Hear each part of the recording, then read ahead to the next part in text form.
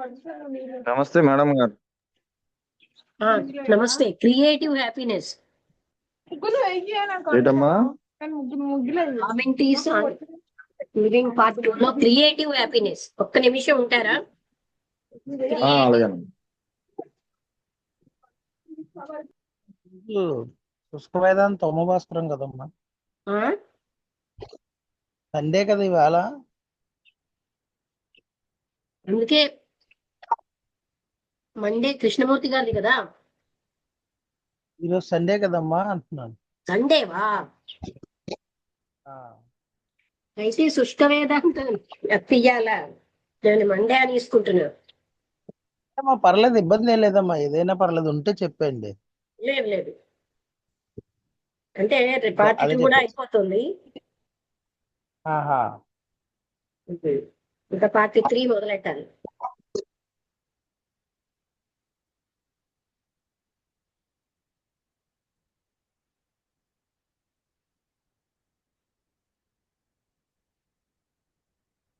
ఇది శుష్క వేదాంత తమోభాస్కరం, మలయాళ స్వామి గారు.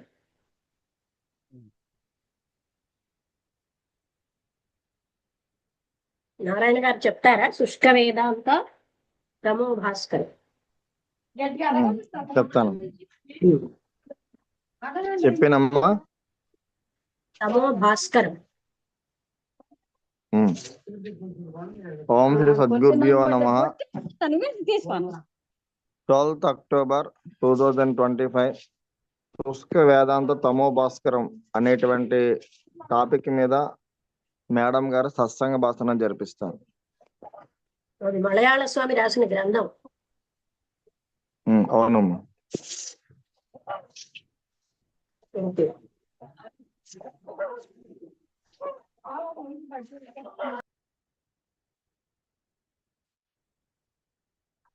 అయితే మనం ఏ పేజీకి వచ్చామంటే, ఈసారి రాశారు కదా 349.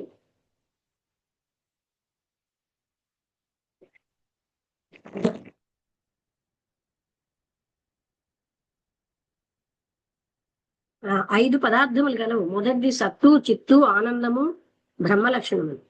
ఇది సనాతనం అనగా శాశ్వతము. నామరూపములు రెండును జగద్రూపం, అశాశ్వతం. కావున మేధా సంపత్తి గలవారు బ్రహ్మ లక్షణములకు సత్పదార్థములు మూడింటిని గ్రహించి మాయారూపములకు నామరూపములను విడవలేను. ఇచ్చట వర్ణాశ్రమములను విడిచిపెట్టవలనని నా అభిప్రాయం కాదు. అయితే అది శాశ్వతమైన ఉనికి కలది కాదని మాత్రము తలంచి జనులు ఆత్మాభివృద్ధికి తగిన ఉన్నత పదవిలో ప్రవేశించుడికి ఎలాంటి ఆటంకము లేదని మాత్రము చెప్పవలసి ఉన్నది. మరియు ఆత్మబోధములో ఇలాగున చూడందగును. నానోపాధివసాదేవ జాతి నామాశ్రమాదయ ఆత్మన్యారోపితాస్థాయే రసవర్ణాది భేదవత్. అంటే స్వభావం చేతనే మధురమైన జలమునందు చేదు, పుల్లన, తీయన, ఎరుపు, పచ్చన మొదలైన గుణములు గల పదార్థముల యొక్క సంబంధముల చేత ఆయా పదార్థముల యొక్క రుచియును రూపమును ఎలాగు ఆరోపించబడుచున్నదో అలాగే నానా విధములైన శరీరముల వలన పరిశుద్ధమైన ఆత్మయందు బ్రాహ్మణత్వాది జాతులను, దేవదత్త యజ్ఞదత్తాది పేర్లును, బ్రహ్మచర్య సన్యాసాధ్యాశ్రమములను మరియు విలోమాది జాతులను, ఇవి అన్నీ అవివేకముచే కల్పించబడినవి కాని వాస్తవములు కావు.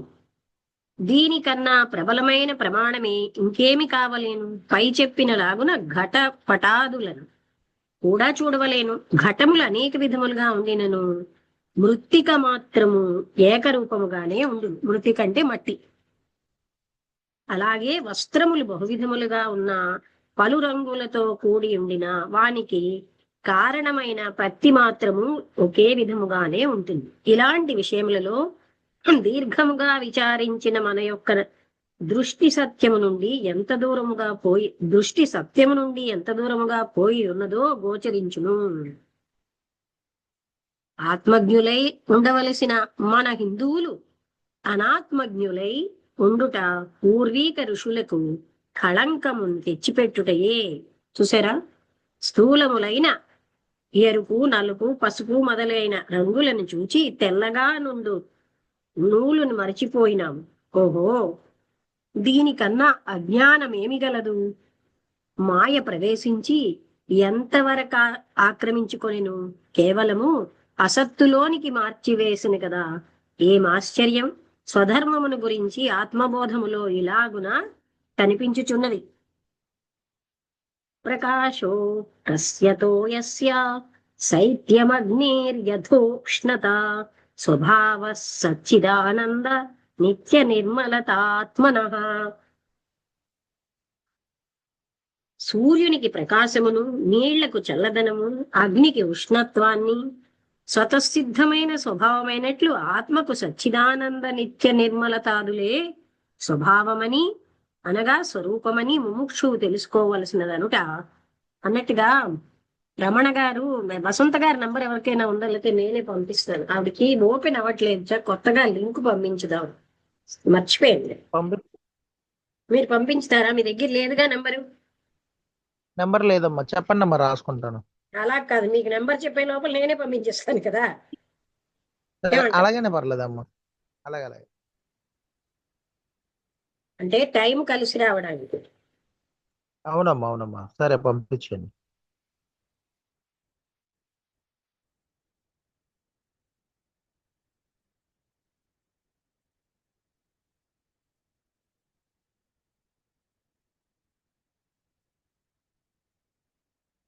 నిన్న చెప్పారు, నాకు గుర్తు లేదు.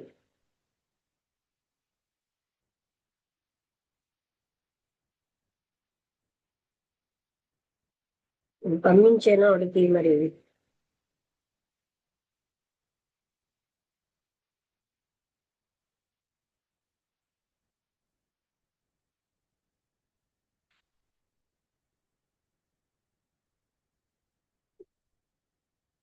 ఉమ్.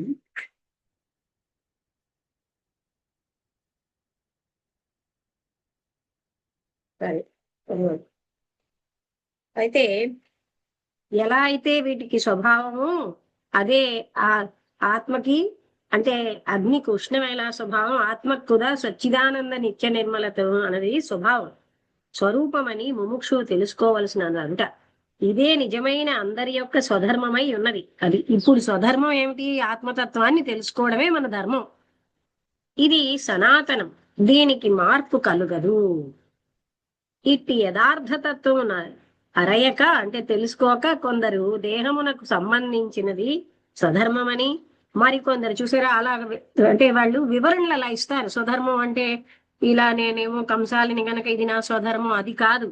అందరికీ స్వధర్మం ఆత్మతత్వం తెలుసుకోవడం. కొంతమంది అలాంటి ఇంటర్ప్రిటేషన్ ఇస్తున్నారు. దేహానికి సంబంధించినది స్వధర్మమనియు, మరికొందరు వేషములకు సంబంధించింది స్వధర్మమని, ఇంకా కొందరు తాము చేయు పనికి సంబంధించింది స్వధర్మమని, వేరే కొందరు మనస్సు యొక్క గుణమే స్వధర్మమని, కొందరు బుద్ధి యొక్క కుశలతను స్వధర్మమని, కొందరు తాను జన్మించిన కులమునకు సంబంధించినది స్వధర్మమని, కొందరు తాముండున పదవికి సంబంధించింది స్వధర్మమని తలంచి ఉన్నారు. నిజముగా విచారిస్తే ఇవి ఏవియు స్వధర్మములు కావు. అందుకే జ్ఞానికే తెలుస్తాయి ఆ మీనింగ్. ఆత్మ దృష్టితో చూస్తే ఇవన్నీ అధర్మములే అగును. ఇది స్వభావ గుణము కాదు, దుస్వభావమే అగును. ఇప్పుడు చూడండి, అందరూ దేహభావంతో ఉంటారు. ఇది మన స్వధర్మం అంటే అవును ఇదే స్వధర్మం అని వాళ్ళు అంటారు. ఈ కన్ఫర్మేషన్ తో మనం దేహానికి సంబంధించిందే స్వధర్మం అని ఉండిపోతున్నాం. మనం ఎవరిని అడుగుతున్నాం?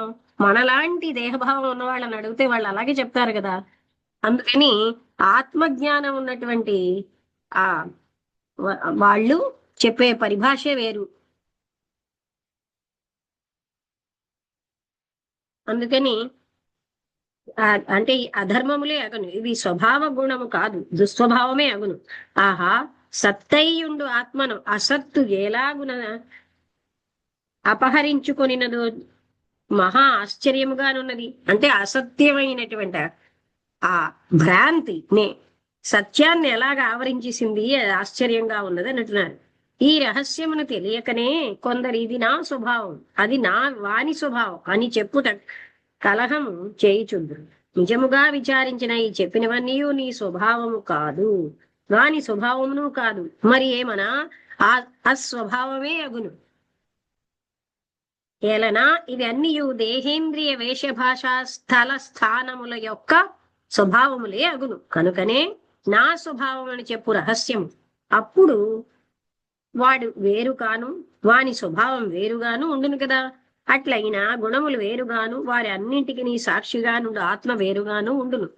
కనుక ఘటదృష్ట న్యాయమును అనుసరించిన ఈ గుణములన్నింటికి ఆత్మ వేరుగా ఉండును. అది నిజమైన స్వభావం. దాని యందు నిలకడ కలిగి అట్టి సత్స్వభావముతో నుండి వాడే యథార్థమైన స్వధర్మానుష్ఠానం గలవాడు. వాడే నిజమైన సనాతనుడు. అట్టి అవస్థ కలుగని వారెవరునూ సనాతన ధర్మావలంబులు కారు. ఈ రహస్యం కనుగొనుటకు ఒక ఉపాయం గలదు. అదేమనా, ఒక గొప్ప సత్రములో నానా దేశీయులు, నానా వర్ణస్థులు, ఆశ్రమస్థులను, స్త్రీలు, పురుషులు దిగి ఉండిరి. రాత్రులలో అందరూ తలుపులు వేసుకొని పండుకొనుట ప్రారంభమైనది. అత్తరి ఆ నగరములో పారా తిరుగుచుండు పోలీసు వాడు వచ్చి ఒక్కొక్క తలుపు దగ్గరకు వెళ్లి దీని యందు ఎవడు అని తలుపు తట్టి అడిగాను. అప్పుడు లోపల నుండి వాడు నేను అని జవాబు చెప్పాను. మరి ఒక గది తలుపు దగ్గరకు పోయి అడిగినప్పుడు కూడా దాని యందుండువాడు నేనని పలికాను. అదే ప్రకారము అన్ని గదుల్లోనికి పోలీసు వాడు వెళ్లి అడిగినప్పుడు నేను నేను అని అందరూ ఒకే విధముగా జవాబిచ్చిరి. రెండవసారి ఆ పోలీసు వాడు ఒక్కొక్క కొట్టు దగ్గరికి వెళ్లి నీవెవరు అని అడిగినప్పుడు ఒకడు తాను బ్రాహ్మణుడనని, ఇంకొకడు క్షత్రియుడననియు, మరి ఒకడు వైశ్యుడననియు, వేరొకడు శూద్రుడననియు, ఒక్క గదిలో స్త్రీని అనియు, ఇంకొక దానిలో క్రైస్తవుడనియు, వేరొక్క దానిలో మహమ్మదీయుడనియు, ఇంకొక దానిలో బౌద్ధుడనని, వేరొక దానిలో హిందువునని ఇవి చెప్పిరి. దీనివల్ల తృప్తి నొందక పోలీసు వాడు వారి వారి పేరు అడిగినప్పుడు వారి వారి నామధేయములు కూడా వేరువేరుగా చెప్పిరి. మరల ఊరు వేరువేరుగానే ఉండెను. తరువాత చెప్పగా దేశ దేశములను వేరువేరుగానే ఉండెను. ఇదే సృష్టి యొక్క రహస్యం. మొట్టమొదటి అందరూ అహం శబ్దార్థ వాచ్యుడైన ప్రత్యేగాత్మను గురించి చెప్పినప్పుడు అందరూ ఏకరూపమై ఉండిరి. అచ్చట అనేకత్వం ఉండలేదు. క్రిందకి రాగా రాగా నామమును, వర్ణమును, ఆశ్రమమును, మతమును, దేశమును, స్త్రీ పురుష భేదములను ఏర్పడిపోయాను కదా. ఇదే మాయా విజృంభణము యొక్క మహిమచే కలిగెడు ప్రవృత్తి యొక్క గుణమని తెలుసుకొనవలేదు. కావున స్వధర్మ ఆచరణ పరులను, సనాతనులు మొట్టమొదటి సత్రములో నుండి వారందరూ నేను నేను అని ఎలాగున పలికిరో ఆ తత్వం ఎద్దియో దానిని కనుగొనిన చాలను. అచ్చట ప్రకృతి రహితమైన అద్వైతామృత జ్ఞానము కలుగును. అదే సహోదర స్థలము. అదే అనేకత్వములో ఏకత్వమును కనుగొనడి రహస్యం. ఇచ్చట సత్యమును తెలుసుకొనుటకు ఆత్మానాత్మ విచారణం చేయుట కర్తవ్యము. నిషిధ్య నిఖిలోపాధి నేతి నేతీతి వాక్యతః విద్యాదైక్యం మహావాక్యైర్జీవాత్మ పరమాత్మనోః. లోకమునందు అనేకములగు బండరాళ్లలో ఒక మంచి రత్నం ఉన్నప్పుడు పరీక్షకుని మాట చేత బండరాళ్లు రత్నములు కావని తెలుసుకొను తీరుననే నామరూపాత్మకమైన సమస్త ఉపాధులను ఆత్మ కావని వేదమందు నిషేధించిన ప్రకారము తెలుసుకొని నదీ సముద్రములు భూరూప ఉపాధి వల్ల గొప్పది చిన్నది అని వ్యవహారమందు చెప్పినప్పటికీ భూ విశేష రూపాపాధిని త్రోసి విచారిస్తే వాస్తవార్థమందు నీళ్లంతయు ఒక్కటిగా తోచినట్లు జీవాత్మ అఖండ ఆనంద స్వరూపమైన పరమార్థమందు లేదని మహావాక్య రూపమై వేదము చేత తెలుసుకోవలసినదనుట.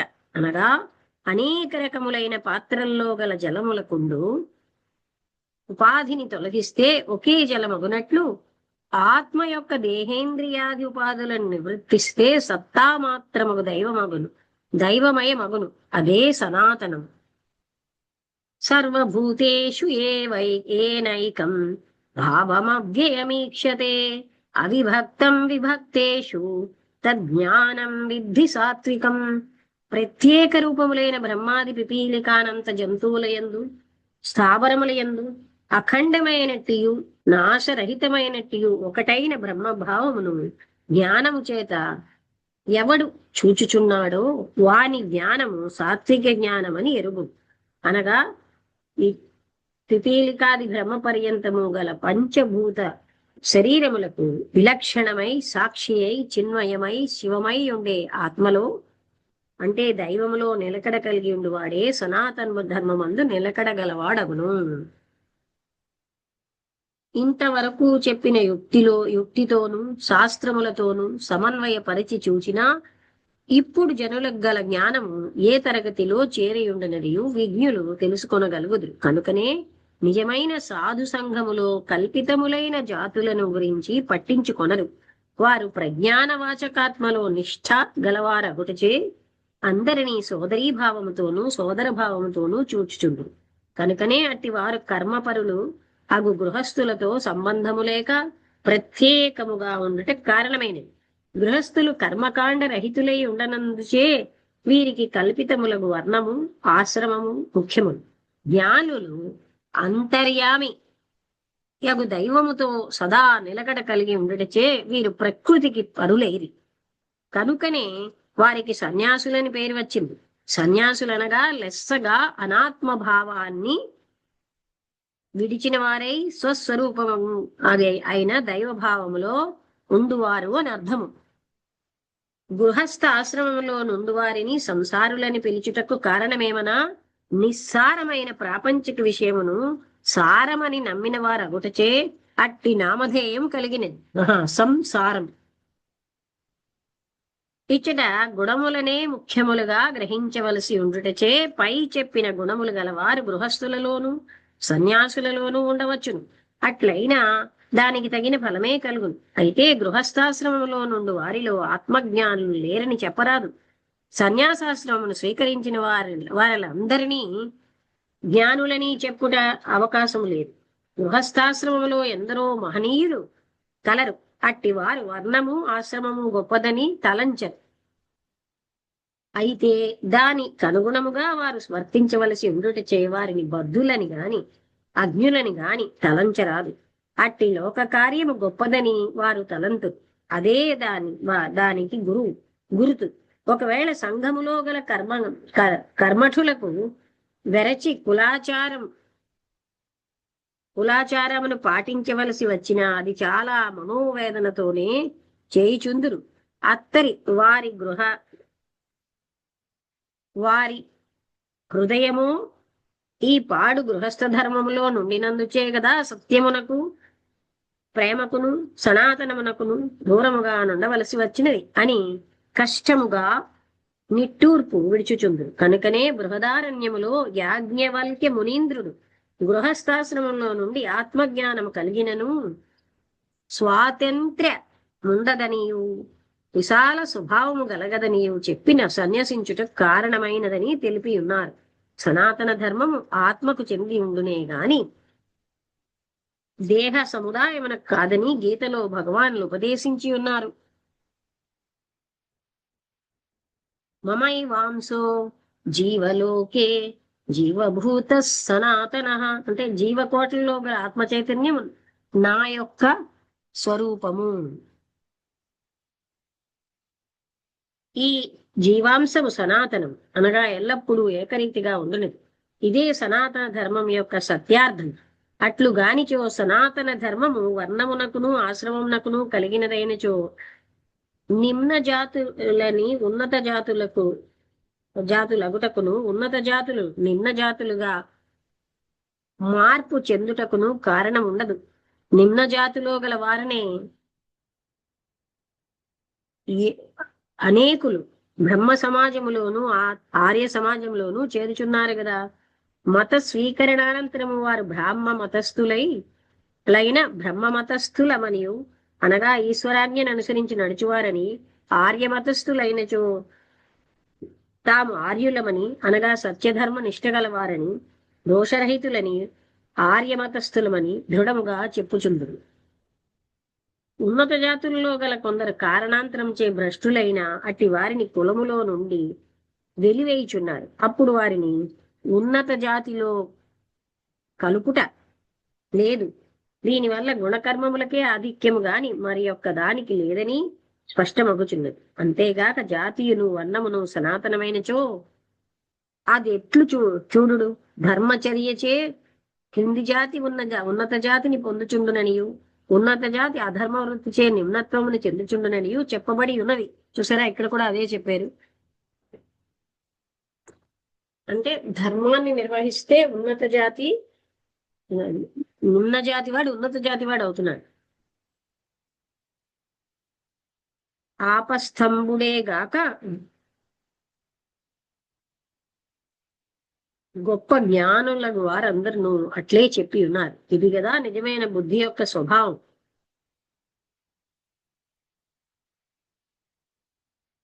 ఇట్టి ధర్మములు అలవాటిలోనుంటే జనసంఘం ఎంతో అభివృద్ధికి వచ్చి ఉండేది.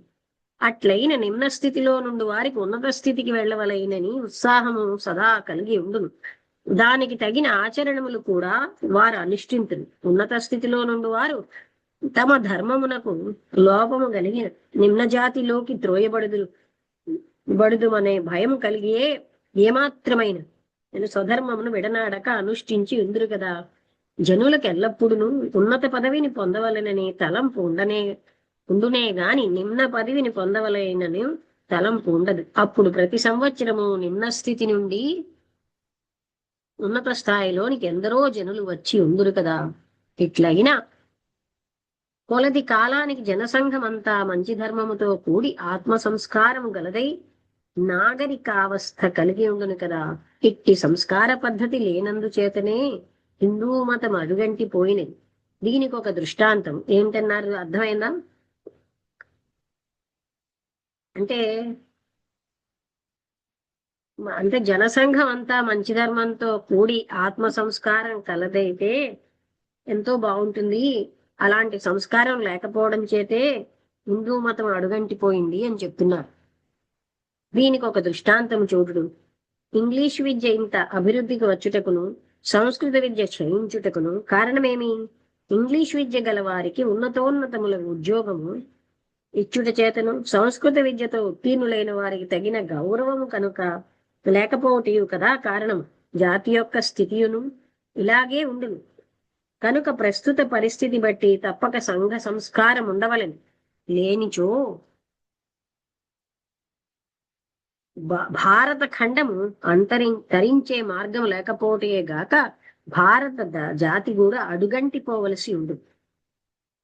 ఇట్టి దురవస్థ పరమ పావనులకు ఋషుల సంతానములైన భారతీయులకు కలగకుండా చూచువారే యథార్థ మత విశ్వాసము గలవారు. ఋషి ధర్మమును పరిపాలించువారు నిజమైన సనాతన ధర్మ అవలంబులు అగుదురు. అట్టి వారిని విశాల స్వభావమును విశుద్ధ భావము లేని కొందరు సంకుచిత హృదయులు దూషించవచ్చును. ఇది సనాతన ధర్మ విరుద్ధమని చెప్పవచ్చును. అట్టి దానికి మనం ఏమి చేయగలము? పై చెప్పిన సంస్కరణ బుద్ధికి ఇష్టము లేనివాడు కుక్షింభరులనియు స్వార్థపరులనియు చెప్పుటలో ఎలాంటి కొరతమును లేదు. ఇదండి. అంటే లోకక్షేమాన్ని ఉద్దేశించి ఆయా కాలానికి తగు రీతిని అప్పుడప్పుడు లోకజ్ఞులు ఆత్మజ్ఞులు అగు ధర్మాత్ములు ధర్మాశాసనమును ఏర్పాటు చేసుకొనవలైననే స్మృతికర్తలకు మనుల యొక్క ధర్మశాసనమై ఉన్నది. అది అట్లు చేయకపోయినచో లోక విప్లవము గలుగును. మైనరు కాలములకు మాత్రమే అస్వాతంత్ర్యముండును. ఆ కాలము దాటిన స్వాతంత్ర్యం ఇవ్వక పోయినచో కలహము సిద్ధము గదా. అట్టి కాలకూట విష సమాన కలహమునకు కారణము కలగనీయక వెంటనే కనిపెట్టి శాంతి చేయకపోయినచో అట్టి కలహము తీవ్రముగా పరిణమించి ప్రాణనాశనం వరకు వెళ్ళవలసి ఉండును. అప్పుడు అది ద్రోహకరముగా పరిణమించును. అది సర్వజనులకు అపాయకరము. పెద్ద పెద్ద గోపురములు గాని కోటలు గాని ప్రహరీ ప్రతిబంధములు గాని ఉంటే చిన్న చిన్న చెట్లు వానిపై అంకురించిన అట్టి ప్రతిబంధములను రద్దలుగా చూచుటలేదా? జనుల యొక్క గమన వేగమును అలాగే ఉండును. ఎన్నియో రాష్ట్రములలో నిరంకుశముగా జనులు పరిపాలించి ఉండిన చక్రవర్తుల గతి ఏమైపోయినది? రష్యా, జర్మనీ మొదలైన రాజ్య చరిత్రములు చదువులు దీనికన్నింటికి జనులు అభివృద్ధికి తగిన మార్గం ఇవ్వక అడ్డుపడుచుటే కారణం. అట్టి దురవస్థ పరమ పావనులైన ఋషులు దివ్యపాద ధూళిచే పునీతమైన భరతఖండమునకు రానియక చూడవలను. ఇది జ్ఞానము గల వారి ధర్మమై ఉండవలెను. శైశవ కాలంలో పెట్టెడి ఆహారం చే యవ్వన కాలములో పెట్టిన చాలదు, అప్పటికి తగిన ఆహారం ఇడవలేం. అట్టి ధర్మబుద్ధితో పెట్టకపోయినా పెట్టించెడు మార్గమును వారు వెతుకుదురు కదా, లేక పెట్టెడి వారిని చేరుదురు కదా. కాబట్టి హిందూ జన సంఘము నుండి స్వాతంత్ర్యము లేని జనులు స్వాతంత్ర్యము గల ఇతర మతములలోనికి వెళ్ళిపోవట కారణము అగుచున్నది. ఇట్లు మత పరివర్తనము కలుగుట ఆ మత పుణ్యమని తలంచి గాని మోక్షమని తలంచి గాని కాదు. మానవునికి సర్వేశ్వరుడిచ్చి ఉండు మనుష్య స్వాతంత్ర్యము లేకపోవటచే గాని మరి ఏమీయూ కాదు. ఇలాగే ఇతర మతములలో చేరేవారు బలపడినప్పుడు ఇంతవరకు స్వాతంత్రం ఇవ్వక వారిని అణిచిపెట్టిన వారిపై తప్పక పగ తీర్చుకుందురు. ఇది దైవ నియతి అయి ఉన్నది. అట్టి దురవస్థ రాకుండాటకు ఇప్పుడే జాగరూకులై వర్తించుట మంచిది. ఇక్కడికి ఆపుదామని అంటే ఇది మామూలుగా అందరికీ శ్రేయస్సు కోసం చెప్తున్నారు. లేకపోతే ఒక చిన్న కథ చెప్దాం. ఒక రైతుకి 4 గొప్ప ఎద్దులు ఉండేవి.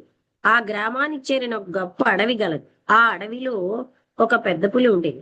ఈ 4 ఎద్దులను సమబుద్ధి కలిగి అడవిలో సుఖముగా మేయిచుండగా ఆ వృషభేంద్రముల వధించుటకు కనిపెట్టి ఆ పెద్ద పులి తిరుగుచుండేది.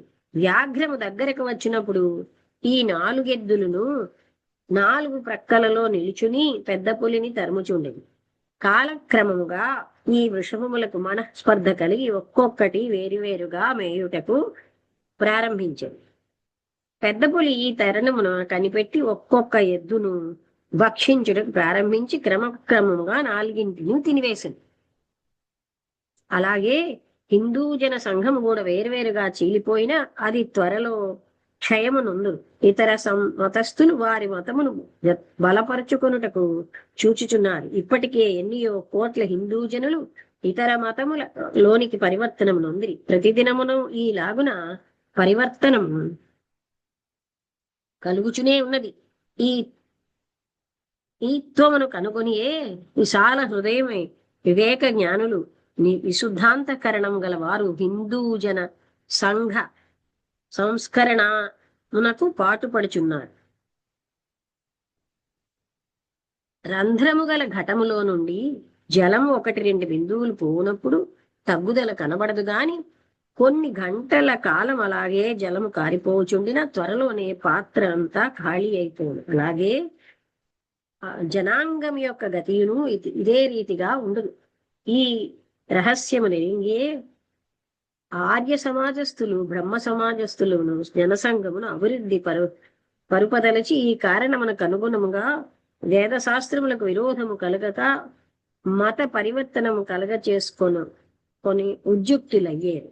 అంటే ఈ యూనిటీ లేకపోతే ఇదే జరుగుతుంది అని. ఇక్కడికి ఆపుదామండి. 358.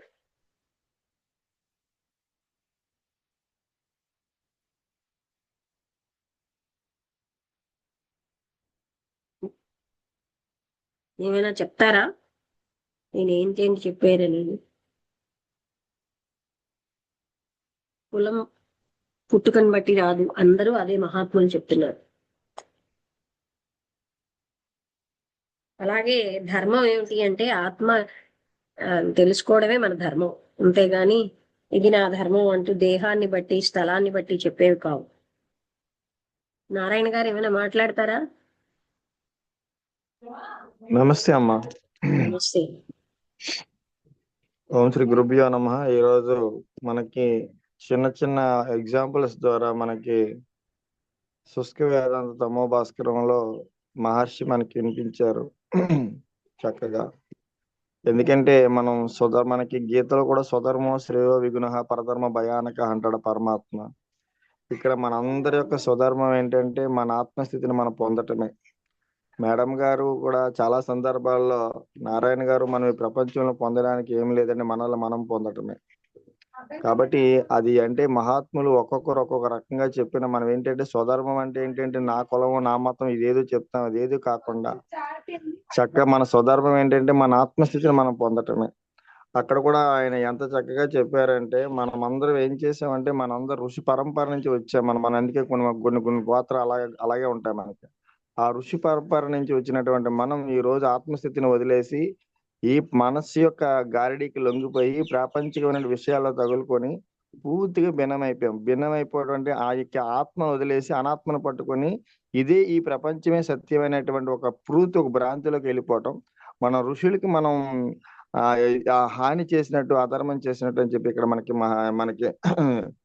మహర్షి చెప్తున్నారమ్మ ఇక్కడ. ఆ తర్వాత మనకి అంటే చిన్న చిన్న ఎగ్జాంపుల్స్ ద్వారా అంటే ఒక దాంట్లో ఒక సత్రంలో అందరూ అంటే అన్ని మతాలు, అన్ని కులాలు, అన్ని జాతుల వాళ్ళు ఉంటే మొదట ఇచ్చినప్పుడు నేను నేను నేను అంటాం.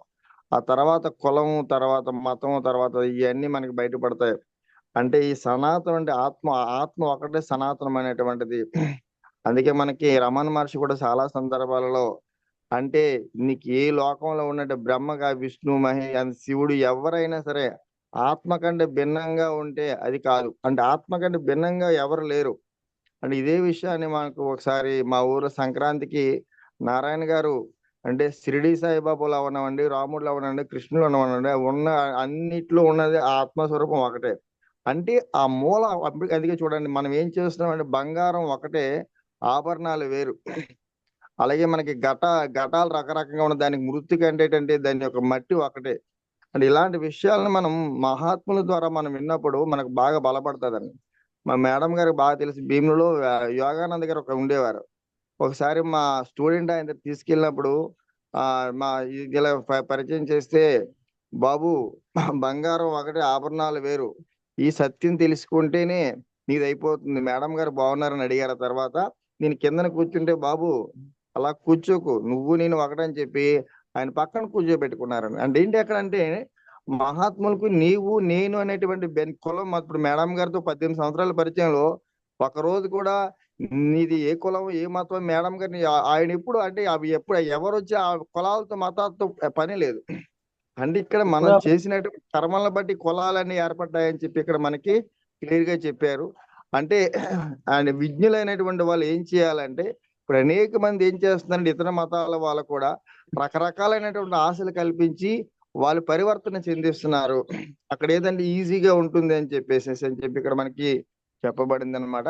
కాబట్టి ముందు దానికి లాస్ట్ లో ఎగ్జాంపుల్లో ఓ 4 ఎద్దులు ఉండడం, చిన్నప్పుడు మనం చదువుకున్న కథలలో ఆ పులి వాటిని భక్షించడానికి వస్తే ఆ తర్వాత అవన్నీ కలిసి కట్టుడు ఉండడం వల్ల అది వెళ్ళిపోవటం, తర్వాత వాటిలో వాటి మనస్పర్ధలు వచ్చి విడిపోతే. ఇప్పుడు మనం చూడండి ఇందులో మనకి వైష్ణవులని, సైనులని, శక్తిలని, గణాధిపతులని రకరకాల ఇవన్నీ మనం ఏం చేస్తున్నాం అంటే ఇవన్నీ ఇది చేయడానికి ఆది శంకరాచార్యులు 72 అవైదిక మతాలను ఖండించి షణ్ముఖ స్థాపనాచార్యులు గాని వచ్చారు. అంటే ఎవరు ఏ మహాత్ముడు వచ్చినా అంటే నువ్వు అందుకే మనకి ఆయన కూడా చిదానంద రూప శివోహం శివోహం శివోహం అని ఎలుగెత్తి ప్రపంచం అంతా అద్వైతాన్ని బోధించాడు. అయ్యా బాబు నువ్వు శివుడి కంటే వేరుగా లేవు అని ఎంత చెప్పినా మనం ఏం చేస్తున్నామంటే ఈ శరీరంతో అనేక జన్మలు, వందల వేల జన్మల నుంచి తాదాత్మ్యం చెందిపోయి ఈ శరీరమే నేనైనటువంటి భ్రాంతిలో ఉండిపోయి మనం ఏం చేస్తున్నామంటే ఆ అనాత్మ భావన ఉండిపోతున్న ఆత్మభావన మనకి కలగటం లేదు. అప్పుడు మేడం గారు ఇలాంటి గొప్ప ఎన్నో గ్రంథాలని పదే సార్లు అంటే మనం ఏదో ఒకరో ముగ్గురో నలుగురో ఎంతమంది వచ్చినా సరే మేడం గారు సత్సంగ భాషను జరిపిస్తున్నారు. ఇంకో విశేషం ఏం చెప్పాలంటే సత్సంగం బినా ఈ సృష్టిలో ఎవ్వరు కూడా ముందుకెళ్ళినటువంటి ఆత్మస్థితి తెలుసుకునేటువంటి అవకాశం లేదు మీకు. ఎందుకంటే సనక, సనంద, సనత్ కుమార్, సనత్ జాతిలో 9 ఉంటారు. ఆ 9 కూడా ఎప్పుడు ఏం చేసినా ఎవరైనా ఉంటే వాళ్ళందరికీ కూడా సత్సంగ భాషను జరిపిస్తారు. లేదా అందులో ఒకరు చెప్తారు, 3 వింటారు. అంటే ఈ సనక అంటే బ్రహ్మ మానసపుత్రులు అంటే ఈ 9 కూడా ఈ చేసిన పని ఏంటి సార్ అంటే వాళ్ళు ఎక్కడ ఏ ప్రదేశానికి వెళ్ళినా అక్కడ ఎవరు జనసంచారం ఉంటే వాళ్ళ సత్సంగం చెప్తారు, లేదా అందులో ఒకరు చెప్తారు, తక్కిన ముగ్గురు వింటారు. అందుకే మేడం గారు ఒక్కరు వచ్చిన, ఇద్దరు వచ్చిన, ముగ్గురు వచ్చిన, ఎందుకు సత్సంగం మీద అంత ఇది ఆవిడకంటే, సత్సంగం బినా తక్కిందంతా ఏమి లేదు. అది ఒక్కట మాత్రమే మనిషిని మనిషిగా తీర్చిదిద్దుతుంది, మనిషిని ఆత్మస్థితి వైపు ప్రయాణింప చేస్తుంది అనేటువంటి ఒక సత్యం ఆవిడ ఎరుగున్నారు కాబట్టి చేస్తున్నారు తప్ప మనం ఏం చేస్తామంటే మన అవకాశాలు చూసుకుని సత్సంగానికి వెళ్తున్నాం, లేకపోతే ఏదో పని పడింది ఇంకెందుకు చెప్పి ఆపేస్తున్నాం. కాబట్టి మేడం గారు ఇప్పుడండి ఎంతమంది వచ్చినా ఈ సత్సంగాన్ని జరిపి మనందరిలో కూడా ఆత్మోద్ధరణ జరగాలనేటువంటి ఇది, అంటే ఆవిడ సంకల్ప వికల్పాలు కూడా ఆవిడకి లేవు, ఎందుకంటే జ్ఞానికి సంకల్ప వికల్పాలు కూడా ఉండవు. కాబట్టి ఇలాంటి గొప్ప సత్సంగాన్ని అందించిన మేడం గారి శతకోటి నమస్కారాలు. గురువం తత్సత్. నమస్తే అండి, బాగానే చెప్పారు. రమణ గారు మీరేమైనా మాట్లాడతారా? అర్థమైందమ్మా. ఇంక నారాయణ గారు మాట్లాడారు కదా, అంటే ఆయన చెప్పినట్టుగా ఈ మతాలు కులాలు ఏవైతే ఉన్నాయో ఇట్లన్నిట్లు వేరువేరుగా, అంటే నాలుగిద్దరు కథ చెప్పారు కదా, ఆ నాలుగిద్దరు కలిసి ఉమ్మడిగా ఉండేటప్పుడు ఉండే అంత బలం ఆ మనిషిలో స్వార్థం ఏర్పడి అనేక రకాలైనవి జరుగుతూ ఉంటున్నప్పుడు ఆ ఉమ్మడితనం పోయినప్పుడు ఒకడు మాయకి ఎలాగా దొరికిపోతున్నారు అనేది కూడా ఇక్కడ మనం తెలుసుకోవాలమ్మా. అది రెండిట్లుగా ఉపయోగపడుతుంది. అలాగే ఈ ఉన్న జనాలందరూ కూడా ఆ మాయలో పడిపోయి ఈ శివుడు వేరు రాముడు వేరు రకరకాలుగా పెట్టుకొని మనం ఉన్నదంతా ఒకటే తత్వాన్ని మర్చిపోయే దాంట్లో ఉన్నారు. అది బాగానే అర్థమైందమ్మా. హిందూ మతం క్షీణించడానికి అదే కారణం అన్నారు. కారణం అన్నారు అదే సనాతన ధర్మాన్ని వదిలేసి మిగతా ధర్మాలు పట్టుకుంటున్నారు.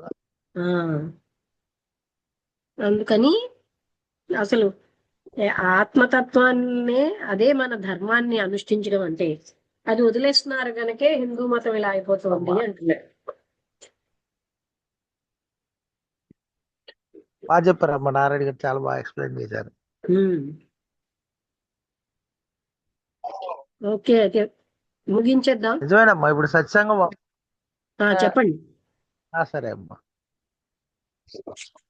సత్సంగం ఒకరు వచ్చినా, ఇద్దరు వచ్చినా, ముగ్గురు వచ్చినా చెబుతూ ఉంటున్నారు కదా, ఆ చెబుతూ ఉన్నప్పుడు ప్రతి ఒక్క మనిషికి కూడా అది